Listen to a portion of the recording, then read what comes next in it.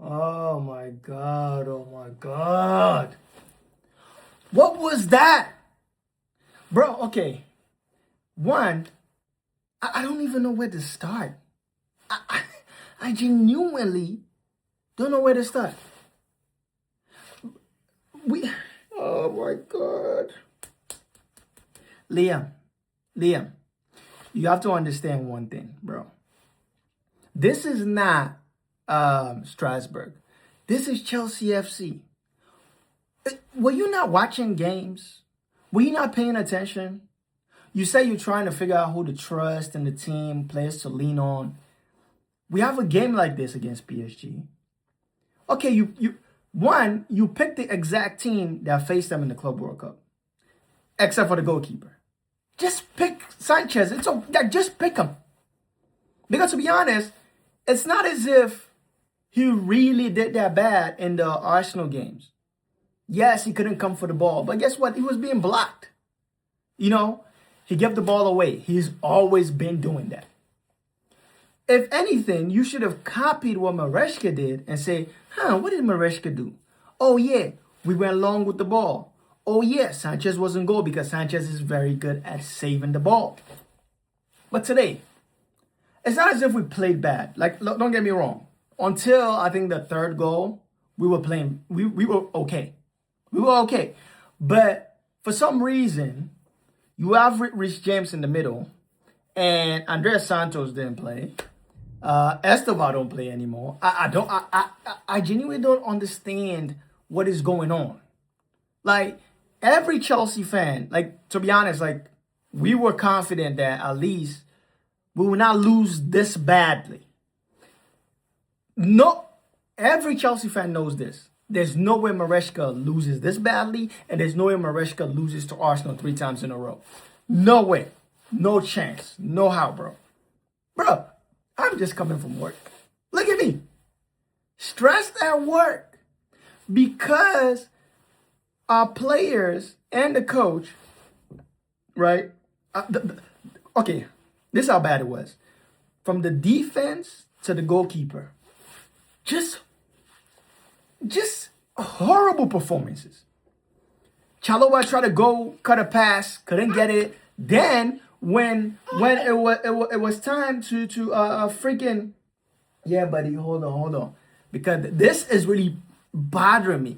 Then when it was time to stop the ball, he then put his foot out, which then, guess what, created deflection that made it go past the goalkeeper. Then with the coach, the game is 3-2. You take off Palmer and you take off João Pedro, who is this? Why would you take off João Pedro? We're trying to win. If anything, you can bring on the lap, but keep João Pedro on the damn field. You can bring on Lavia, but keep João Pedro on the field. Because when you have a striker that's on fire, you know for a fact, one thing you would think of is this guy can score at any time. So, but you bring in the lap, the attack that we had, if the lap would have just been patient and waited, if that was João Pedro, he would have waited and passed the ball to Enzo. Because if he would have made that pass inside, that would have at least created a chance. Probably we scored that. If João Pedro was on the field, I'm confident that we would have had either a corner from that play or we would have ended up scoring that goal. But guess what? He pushes it. Everybody in the stand, like everybody watching the game knew if once he gets this ball, he's going to try to shoot. Because for some reason, this guy has forgotten how to play football because all his goal was, I'm just going to leave Ipswich and go to a big team. And once I do that, I've made it. Mama, I've made it. That's it. I'm in the top club now. That's it. My dream is, it's like he has no ambition. Like when I look at the lab play, it's like somebody that made it somewhere and is like, man, yeah. It'll almost be as if Lionel Messi kind of got to a point where he doesn't really care anymore. He don't want to take nobody on. He don't want to do anything. Like if Messi had the attitude the lab has, everybody will understand because Messi has won everything. You know, like when Ronaldinho won everything and then he started partying a lot. and didn't really care and started doing like tricks on the field that he would do on commercials. Like that. Everybody understood because, yo, this guy's won everything. But you, nobody even knows you. Your name is the Lap, and the only reason we know you is because of your dad and the long throw. We don't even know you like that, bro.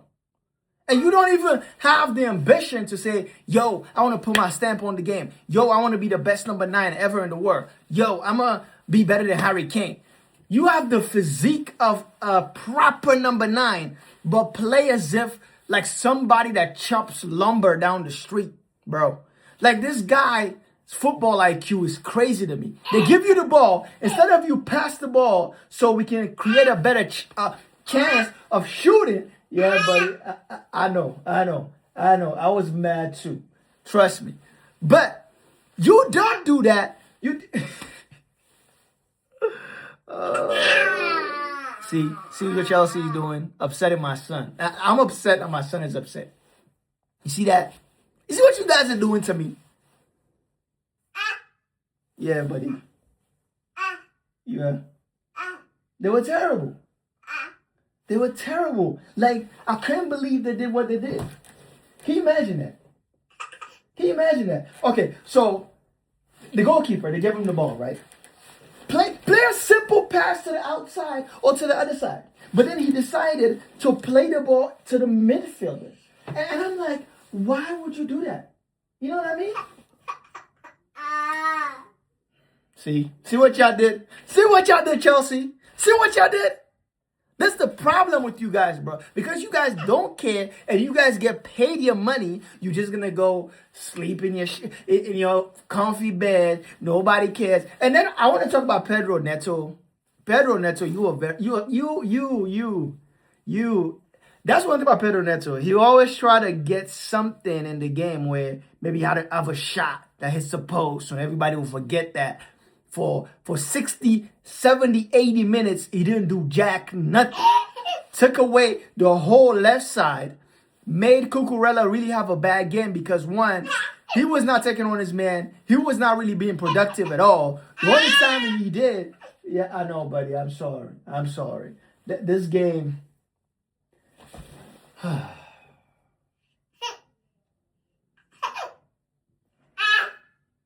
Yeah. I know. He's laughing. He thinks it's so funny. But this team, you guys will not frustrate me. You guys will not frustrate me. Now, everybody is going to be doing the freaking memes and whatnot. Huh? All the memes, bro. Like 5-2. Oh, my God, bro. We're losing 3-2. You take off a striker. Bring on a striker that's not scoring. Like, if you brought on somebody that, okay, maybe if we float the ball up, he'll head it in. If he gets like a shot on his left foot, he will. Nothing like that. You bring on somebody that hasn't even scored in forever. Like, this dude, the Lap, has not even scored a goal. He doesn't even know where to go buy a goal. He doesn't even know the way to the goal. But then you bring him on, and again that we're chasing, and then you thinking that tells the team and the other team that you want to go for the game. How does that work, Liam? This is the thing about black coaches, bro, sometimes that you guys forget. You are going to get scrutinized more than anybody else. And based on your performance, that's going to lead them to the conclusion that maybe we shouldn't go the black coach route. Because look at the other guy that we had. He didn't really do jack shit. Right now, you look like Porter 3.0 because not even 2.0. Right now, you look like Porter 3.0. You lose this job, I'm not sure any other big team is going to look at Liam and be like, yeah, come coach us. No, they're not. No, they're not. They're going to evaluate, Strasbourg, Hall, Chelsea, he didn't really do anything, all the players he had. Because that's how it's going to be. It's like, again, I keep going to the chef analogy because it's like you go hire a chef, you give him all these freaking ingredients, and then cook some rubbish food. You think another top restaurant is going to look at you and be like, oh, he used to work at Eddie V's, let him come work for us, but at Eddie V's, he had bad reviews. No, I don't want you in my kitchen. Take your and get out. Go open a food stand. Go make your own team. Ask Porter what happened after they fired him at Chelsea. What happened? You see him coaching Manchester? Do you see him coaching Man City? Do you see him coaching Real Madrid? No. They kicked him down the curb. They kicked him down the road. He went to West Ham, didn't really do jack shit because West Ham or even probably the players were like, bro, you were at Chelsea, you didn't do anything. What makes you think you're going to come here and do something? Like, bro, nah, man, we're just going to throw in the tools, get this guy fired. And then he got fired. That's exactly what happened to him. You are almost in the same position right now. Maresca at least won trophy, so he knows when Pep leaves, Man City, they're going to go to him. You get fired right now. I'm sorry, bro. You are looking at maybe going to Nova Scotia somewhere or somewhere in the Arctic or behind the ice wall to go find a team to coach, bro. This is the thing I be talking about. When you are a certain race, you are black, and you're coaching or in any field, you're representing like a whole. You're not just representing you. It's not just Liam. No, it's the black coach that we hired. They didn't do jack shit, so we're not gonna go hire any more black coaches. But man, I'll see y'all later, man. I'm out of here.